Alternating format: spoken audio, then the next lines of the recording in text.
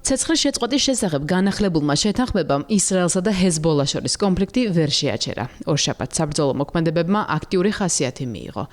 ლიბანის სამხრეთით ისრაელმა დაჯგუფებაზე სერიოზული დარტყმები განახორციელა. ქვეყნის ჯანდაცვის სამინისტროს ცნობით, შედეგად 7 ადამიანია დაღუპული, მათ შორის 2 ბავშვი.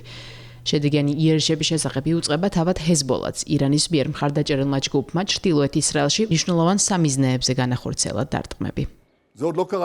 ბენიამინ ნეთანიაჰუს ხელისუფლება აგრძელებს ეგრეთ წოდებული ყვითელი ზონების ევაკუაციას სამხრეთ ლიბანის სოფლებში. ეს ის ნაწილია, რომლის მახლობლადაც ისრაელის დანაყოფები არიან გამაგრებული, თუმცა ისრაელში ამავდროულად აცხადებენ, რომ ამ ტერიტორიასთან დაკავშირებით არანაირი ამბიცია არ გააჩნიათ და ისინი იქ ჰეზბოლასთან ეფექტური ბრძოლისთვის გამოიყენება. ესკალაციის ფონზე ლიბანის პრეზიდენტი აცხადებს, რომ ისრაელთან ომის დასასრულებლად შეუძლებელს შეძლებს, თუმცა საგულისხმოა, რომ თავად ტერორისტული დაჯგუფება ჰეზბოლა მხარეებს შორის მოლაპარაკებებს ეწინააღმდეგება. 17 აპრილს მიღწეული ცეცხლის შეწყვეტის შეთანხმების ამოწურვის შემდეგ გასულ კვირას ზავი დამატებით 45 დღით გაგრძელდა. ეს ყველაფერი ამერიკის შეერთებული შტატების დიპლომატიური ჩართულობის წყალობით, თუმცა მიუხედავად ამისა, ცეცხლი მხარეებს შორის მაინც იცვლება. საბოლოოდ მხარეების ზავის დარღვევაში ერთმანეთს ადანაშაულებენ.